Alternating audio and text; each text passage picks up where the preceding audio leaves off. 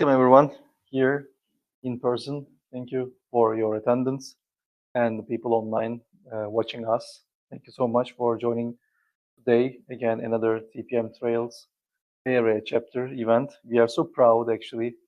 This is our third event in 3 months, and hopefully we can keep this pace. And so I'd like to mention, as I actually spoke a couple of times before, so the Bay Area is the founding chapter for TPM Trails. We started this initiative in the beginning of this year, and right now we have 4 official chapters: Munich, Germany, India, Seattle, and Bay Area. They are always open for volunteers and other chapters in different geographic locations. We are open for, again, speakers, ideas, topics, and of course venues and sponsors. So as you can see, we are really high caliber and organization and people and community. And we would love to hear from you and would love to have your feedback. And now I would like to invite Snehal here to introduce our speaker and panel today. Thank you everyone again joining.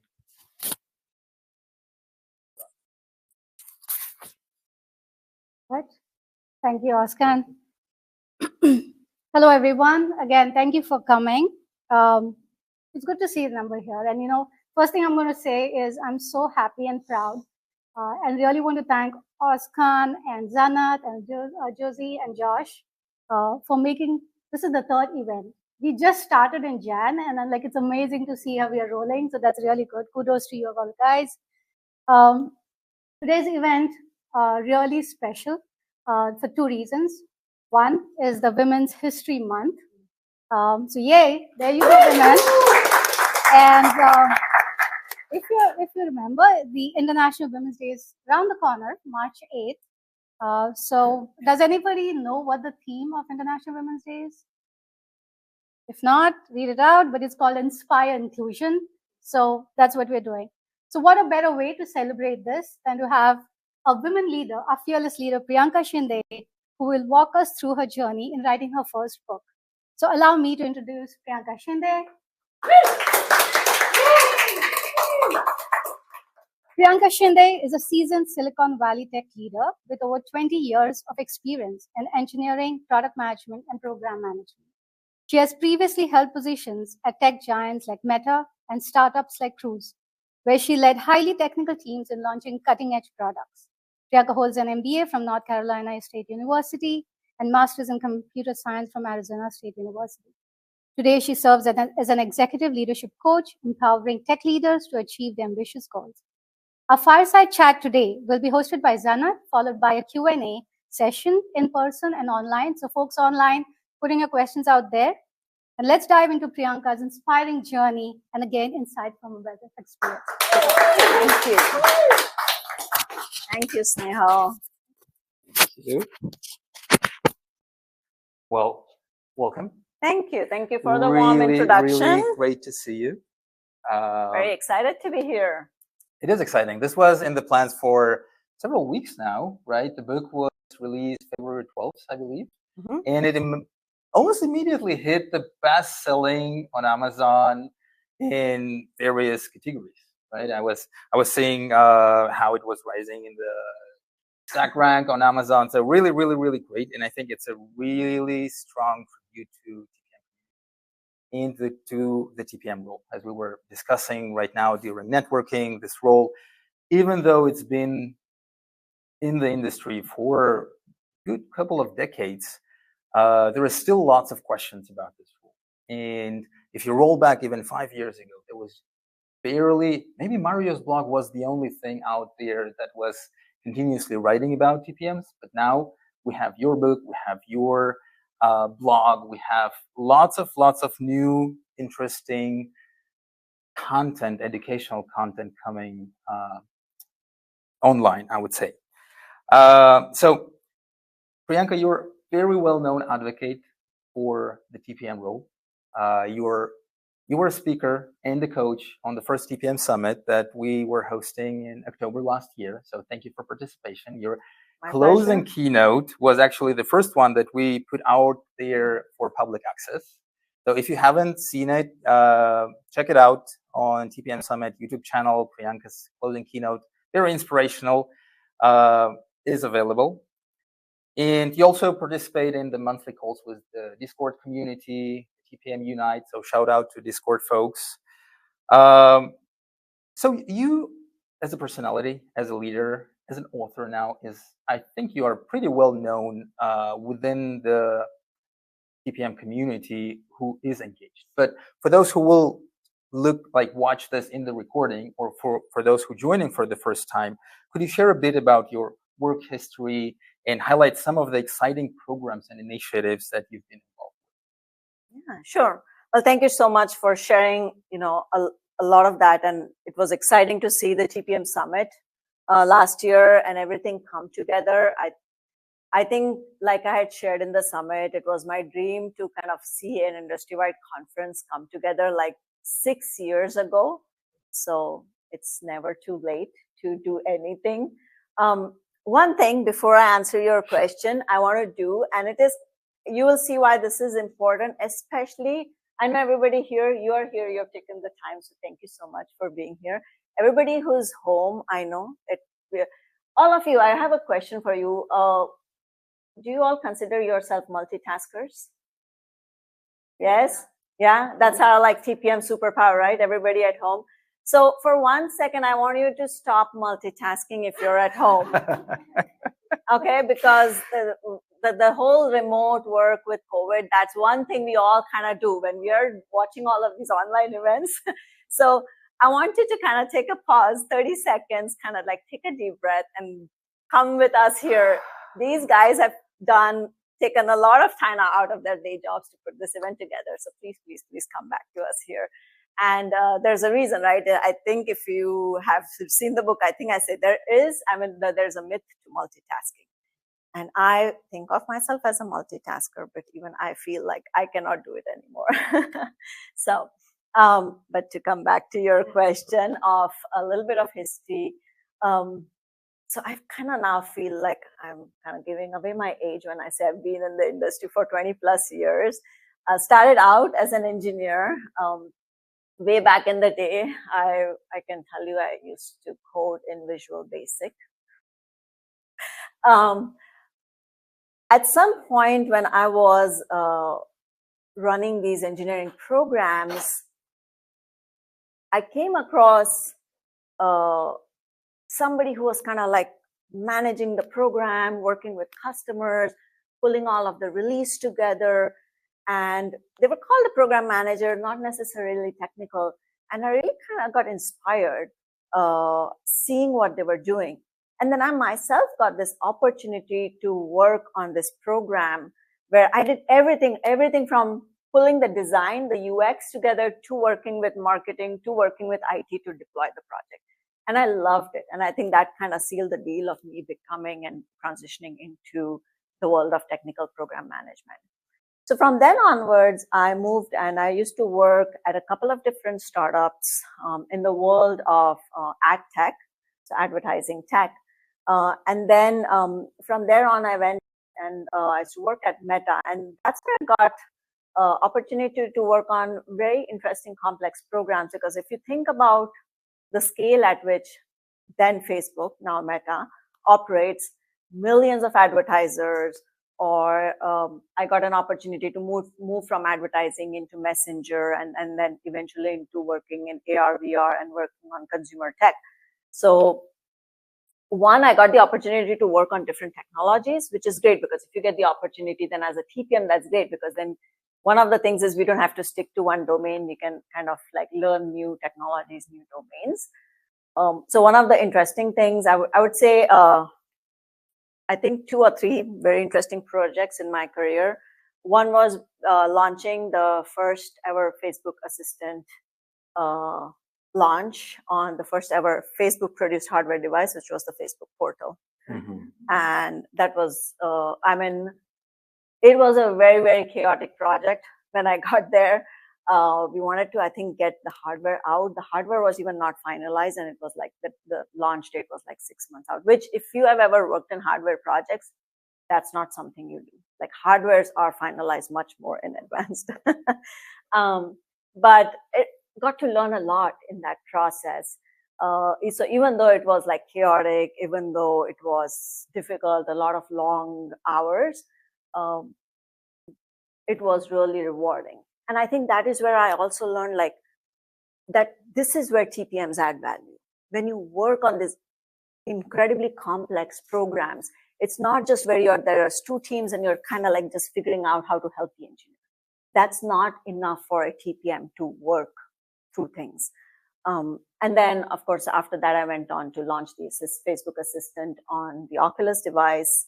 And then from there on, I moved to Cruise, which is a self-driving car company. And there I got the opportunity to kind of like just see how, if you take AI and you kind of think about it and just blow it up, and ultimate application of just like producing hardware, but this now it's like this, I don't know, thousands of tons of hardware in there. It's incredibly complex to build a self-driving car. So I was fortunate enough to have seen how that comes together and what all goes into building that. And again, the sheer complexity and why TPMs are important in there and how we all can play a part and execute in a way which can then help launch things more successfully. Amazing. You mentioned a couple of products that I actually used myself. So I remember Portal because it was first, I think, where the video was following your face. And I remember my kids actually playing with it, putting like emojis on it and like turning, and Portal will turn with it. So pretty amazing piece of technology. And self-driving cars, I just recently, a couple of weeks ago, first time ever, I experienced a ride in a self-driving car. And it's mind-blowing how many TPMs would it take to get that going, right? And it was in San Francisco, out on the streets and operational. And it's like, okay, I hope all the TPMs did a great job, including engineers, including product managers, all who were involved in launching those amazing products. You also mentioned Messenger. And I think one of the news that recently broke out is that now in EU, in European Union, right, there is this legislation for anti-monopoly and whatnot. So now Meta's messengers will need to be integrated with other messengers. My second thought, it will take a lot of TPMs. Well, over time after that, you also established a TPM Academy, right? Offering both cohort-based and self-paced courses and training. And that endeavor eventually culminated in the publication of the book that we're discussing today, The Art of Strategic Execution. So could you share what inspired you to do both, actually, teach through the academy and write the book? Sure. I feel like the seeds of the TPM Academy or even the book actually started in 2020 when I left Facebook. Because when I left Facebook, I felt like I was going to lose a huge part of the TPM community that I was part of. Because there was a huge community, including, I think there was like 500 TPMs across where I used to regularly meet people, women TPMs, across the board, infra TPMs, product TPMs, Instagram, doesn't matter who it was. And going to Cruise, even though, the size was still going to be smaller. So I started writing a lot of what I had learned at that time through a blog. Then when I left my role at Cruise in 2022, I was continuing to write. And then I started meeting a lot of people, and they wanted to learn how to get into FANG, how to become TPMs, how to pass interviews. So I started sharing because through my time at Facebook and even at Cruise, I had interviewed hundreds of candidates. Because when I was at Facebook, I was also part of interviewing committees where we actually produced interviewing frameworks, hiring rubrics, all of those things. And then, of course, as a hiring manager, I had to do it. So I was sharing a lot of that. Eventually, my time became a limiting factor. So that's the reason I sort of started packaging all of that into a cohort-based courses and putting it and created TPM Academy as a way to then package it, put it out there so then people could access it without me being a bottleneck. Because what do TPMs do? We sort of have to work ourselves out of the job and put it out there, right? We have to get rid of bottlenecks. So that was one of the, that's the reason why TPM Academy came together. The book itself, I started creating it in 2022. Again, because I was writing the blogs, I think the idea of the book wasn't far off. Right. I think, again, the seeds of the book were, there were two reasons, and I put this in the book, was that I felt like, one, I needed something to put out there for people to kind of understand what does it take to become a TPM, but then what does it take to become a successful TPM all the way through. Once you become a TPM, what happens then? Right? How do you sustain yourself? And then how do you become successful? And then what happens afterwards? And so I wanted to share that. And of course, a blog was there, but putting it in a nice little package like that feels good. So that's the reason where the book started in 2022, and then now it's here. Well, one more time, congratulations. Thank you. And I went through the book, really enjoyed reading it.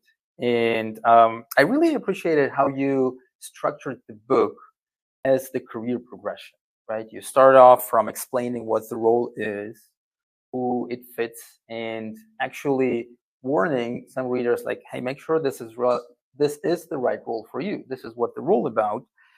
And then you go into growing as a TPM.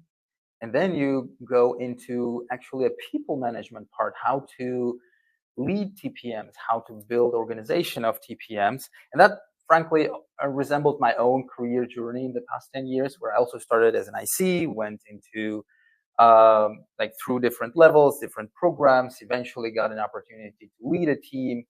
And reading through that, I was like, yes, this is what I wish I knew 10 years ago when I just started, right? Another thing that I really admired about the book is your inclusion of practical techniques that readers can really apply immediately as they read. One of them actually was quite an interesting one in the chapter for the interview preparation, right? So just for the folks who have not read, it starts from how you prepare your resume, how to look for right position and fit, and it goes into all the interviews and how to crack the TPM interview. So in that chapter, you shared the powerful, with R squared, storytelling framework. Could you please elaborate on the framework and why is it R squared here? Yeah. So when I was interviewing a lot of people, what I found is that people, they somehow knew, they had the experience, but they were not able to articulate that experience. Mm-hmm. They were not able to share the complexity of the work. And I would have to dig in a lot to bring out that complexity. And so, of course, some candidates had that complexity, so I was able to dig it out. Some people didn't have it. So over the years, I learned that there were a couple of reasons for it. One, people just didn't know how to frame it. Or some people were a little bit afraid that talking about the complexity actually exposes a sense of vulnerability. Because when you talk about the hardships you go through in managing certain types of programs, it means you have to talk about how you didn't know certain things, how you had to work extra hard to figure something out in that particular program, which can come across as you were not maybe, on top of your game at that particular point, which by itself is okay. Because think about the time when you learned to ride a bike. If you think about it today, you actually don't remember how complex it was to ride the bike when you were 4 or 5. So you cannot describe how complex it was today. If I were to ask you, tell me how you learned to ride the bike. So that's kind of what happens. But you have to describe it, because as an interviewer, I want to understand how complex of a program were you trying to manage. But if you make it easy for me to understand, then I'm like, okay, maybe it wasn't that complex of a program. So if I have a very complex thing for you, then you're not the right person for me. And then, so the second thing I realize is the STAR framework actually makes it such that you kind of end up talking about the situation, the task, what you did, and then the result. And you kind of forget, and you kind of don't go into the complexity as much. So if you look into the example, and I kind of have the side-by-side column table in there in the book, and it goes into it. And so I created the powerful storytelling framework, and I talk about the power framework, which actually comes from the storytelling framework. So when you think about stories, how do people tell stories? If you think of any movies that you have seen, which are the movies you like? The movies that you like are the ones that have really strong stories. There is always certain thing. There's an arc to a story. There's a person. There's obstacles they face. There is a way that they get through those obstacles.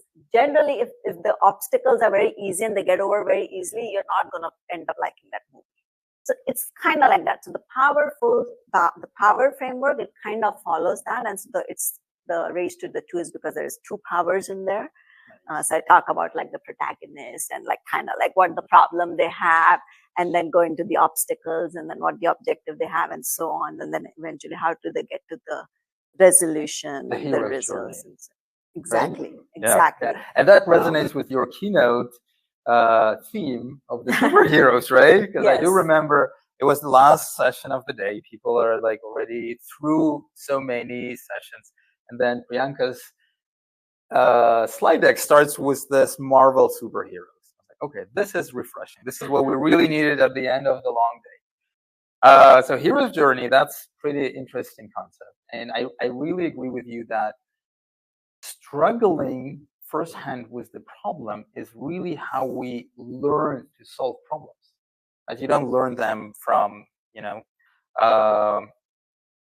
second degree involvement, right? You learn how to solve it when you really go in the thick of the whatever storm you're working on or the fire you're fighting. Mm-hmm. And that's how you really get excelled and know what you achieve at the end. And then presenting it in the right way, I think, is also, as you said, very, very crucial skill. Yes, yes. Yeah. So I encourage you to kind of think and take your STAR framework a little bit further ahead. So I'm not saying ditch it completely. I think the power framework builds upon it and takes it a little bit further, where I'm saying build onto it. And so you can obviously my interview course, and I'm thinking through it if I should just pull it out and also make it a separate thing, so you can also look into it and get it by itself. But that is where you can like go into it a little bit more and think about it a little bit more on how you can talk about your project stories in a way where you can bring out that complexity. So building on top of this, so now interviewer passed, you landed as a TPM somewhere, and what really also caught my attention in the book, in the chapter titled "The Rise of TPM," really love the chapter names, by the way. So you explore the different ways in which TPM partners describes our role, right? So there is entropy crusher, there is glue, there is bridge, and then you share that some of them resonated with you and some did. Yeah. Can you share a little more about what resonated, what did not resonate, why, and what is your key takeaway from that?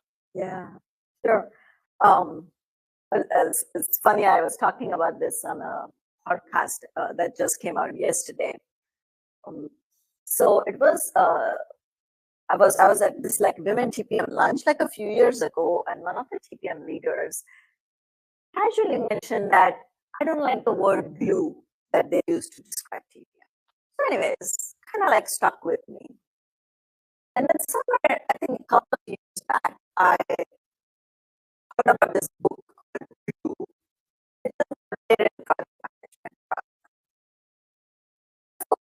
is common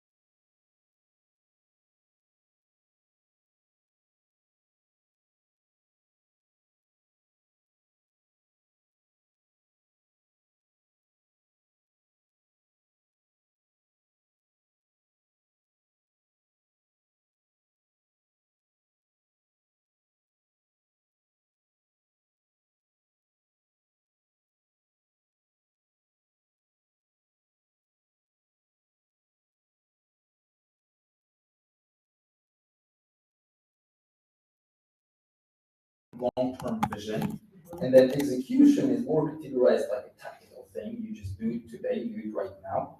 Now, in your book, you bring up an interesting paradigm of marrying these together. It's a strategic execution. And I have a couple of quotes from the book that I just jotted down for myself that I really like. So, quote from the book, Priyanka is saying that I like the term strategic execution because it emphasizes the key role that TPM plays in a program. It shows that the TPM role is a thinking role. Really love that reference to the thinking, where the TPM has to come up with a robust program execution strategy. And then in another chapter, you also say that I truly believe that leadership skills is where lie the art of strategic. So share with us more. Share with us your insights, thoughts around this paradigm of strategic execution. Sure. I'll tell you where that came about to me.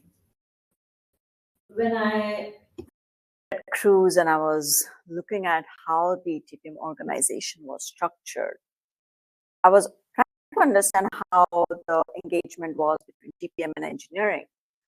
And I really wanted to make sure that the TPMs were being utilized in the best possible way.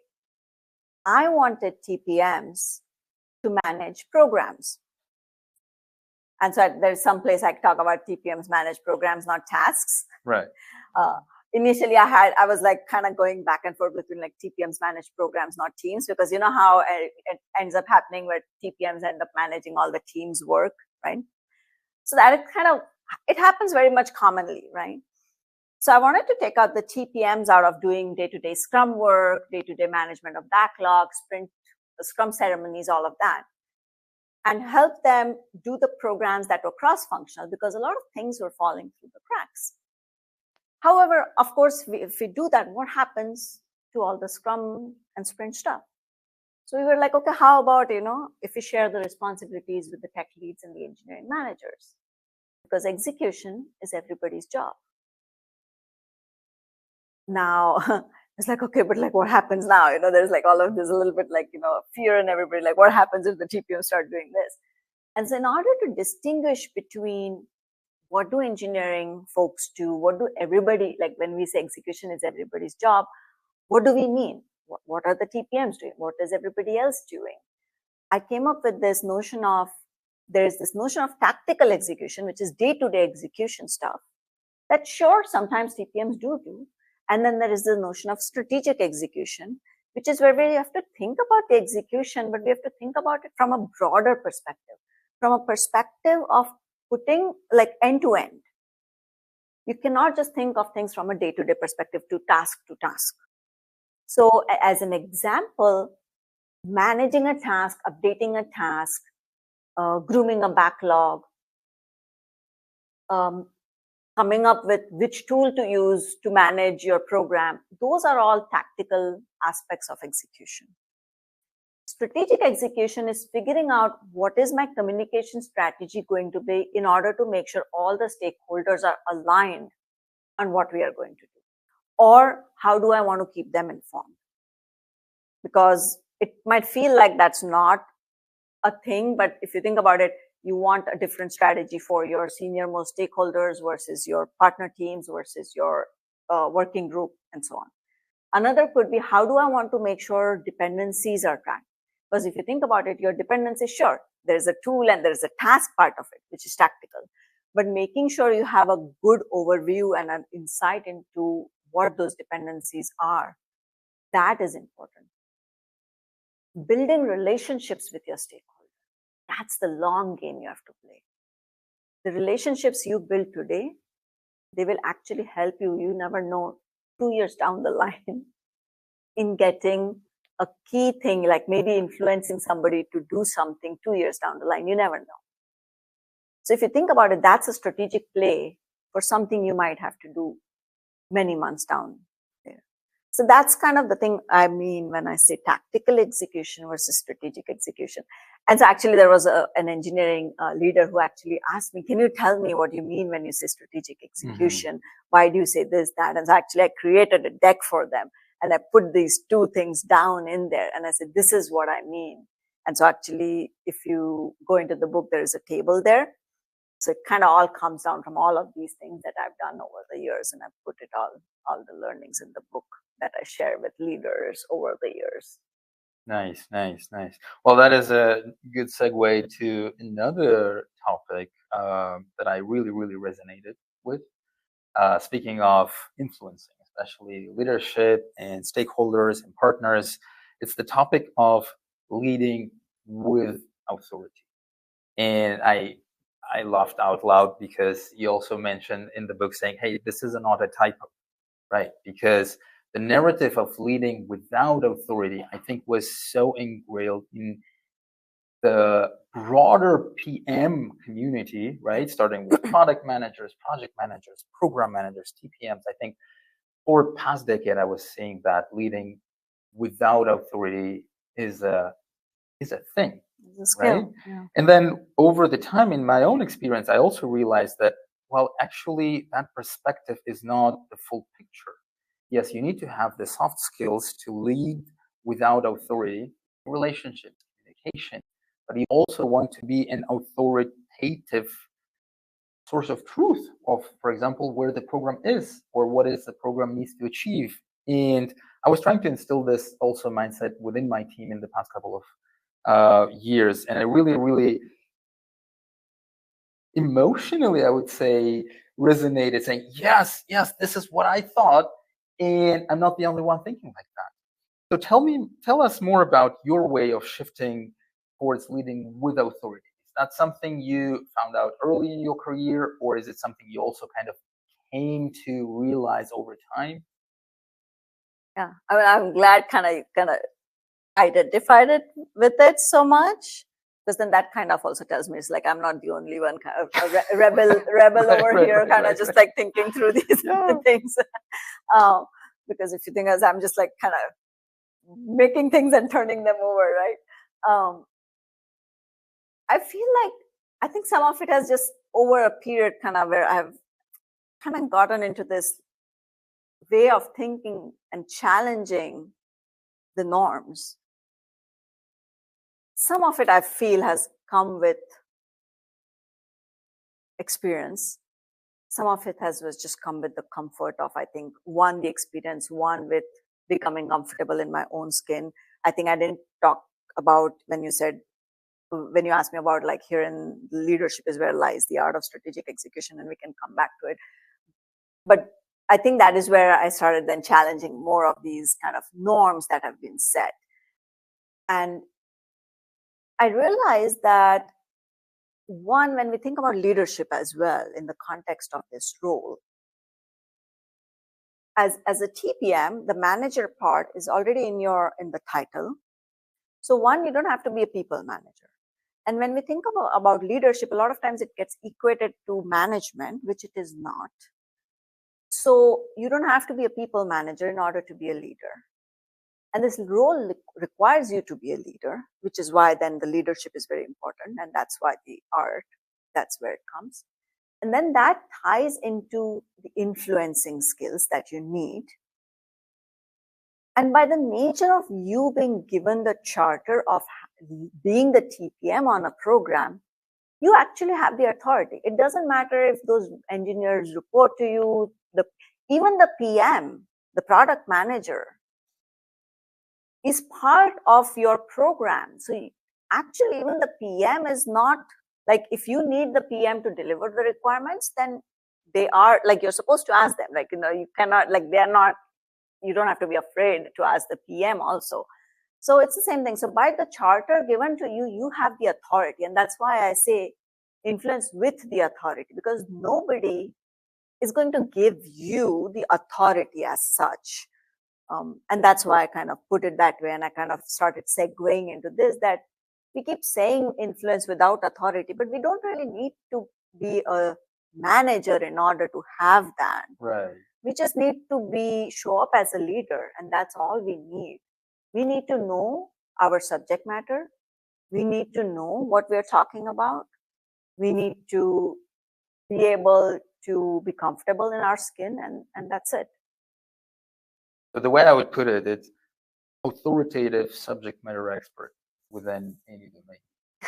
And not authoritarian leader, as No. you know, I come from Yeah. one country with Yeah. such leaders. Yeah, Not a fun place to be, I but think, authoritative, not authoritarian. yeah, I think you have to like think about, and I think there is this old ways of thinking about leadership and authority, and I think it's nothing to do with that. I think we challenge all of those norms again to think about it. I think when we say lead with authority, it's just lead with what you know, how you see what's important to the end outcome. What do you need to deliver? What's the end goal? If you have to deliver a business outcome, then what do you need to get done? Amazing. We're coming up at time. I want to make one comment about leading with authority and hero's journey. The latest movie I watched was actually Dune Part 2, where Paul Atreides becomes a leader of Fremen on Arrakis. And I think that also shows how he wins trust of local tribes, how he gets different tribes from different sides of the planet together, and eventually they look up at him as a leader, right? Not someone like an emperor, authoritarian again, but really, really showing up for them to get them to a better place. We have several questions from our team here, namely from Snehal.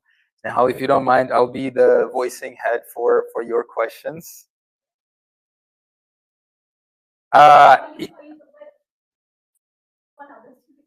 Okay, so let's start with your question, and then we can take the questions from the audience. So Snehal's question is, the book emphasizes on being strategic.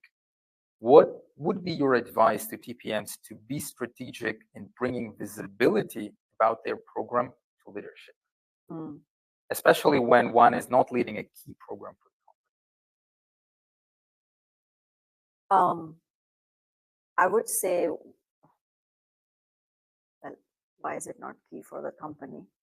That's a separate question. Hopefully, it is important enough for something. So that might be a question to ask. But I think an important thing I would recommend doing is, you know, how we always say we want to provide communication and provide updates to leadership on a regular basis. I always recommended my team to produce like bi-weekly, monthly updates of some kind. I think you want to find forums where you can talk about your work. So providing updates about a specific program, be it a key program, a company priority or not, is one thing, but also talking about your own work, providing visibility into your own work. So I'll kind of extrapolate that a little bit, sort of giving your own work a little bit of voice and visibility. You have to find forums. Be it that you produce a certain communication update regularly.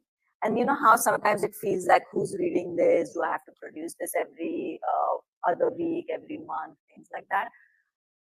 Create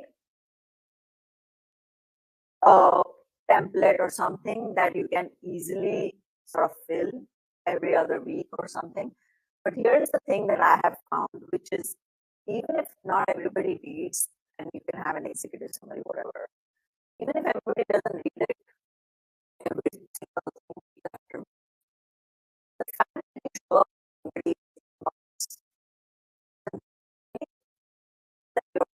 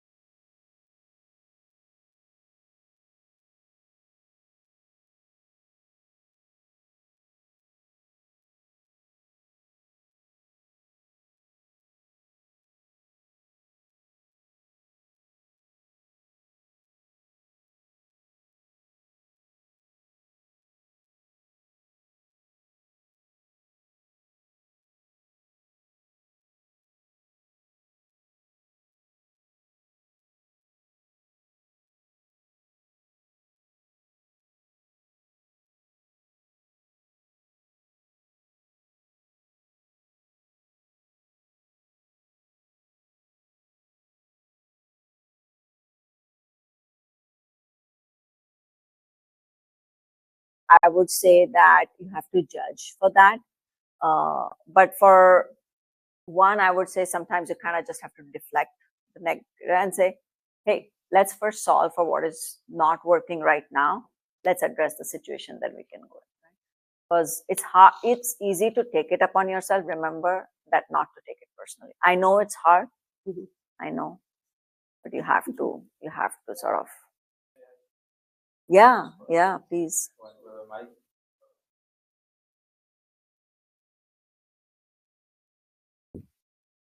So I'd like to contribute for the first part of your question.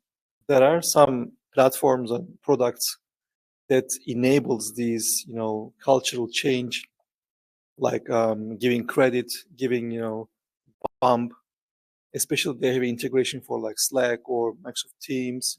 It's easy. It makes it so easy, and then it becomes like a habit, and then it becomes a culture. So you may start initiating this, for example, and especially when and launch announcements is really good way to showcase yourself, your product program, your teams, of course, and like even some Slack channel to announce. It could be like program manager or product manager, like why it's been done and the result and the impact and the team that's been working on. It's really nice.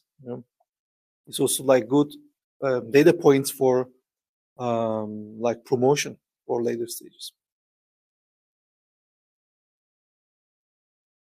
Quickly on the second one, I would say one thing, obviously, of course, as TPMs, we can miss certain things. That is a possibility, a real possibility. And in that case, I think it's okay to say, oh yeah, this got missed.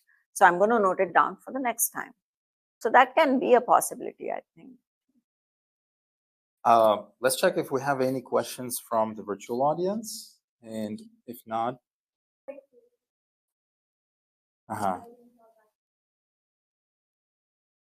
Okay.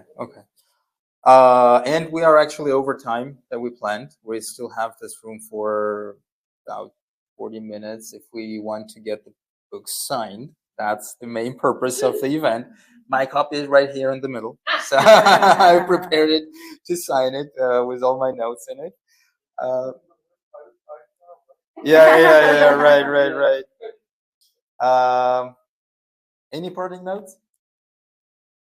Well, I'm so very thankful for everyone who's joined and for all the work you do. I know this is a lot of behind the scenes job.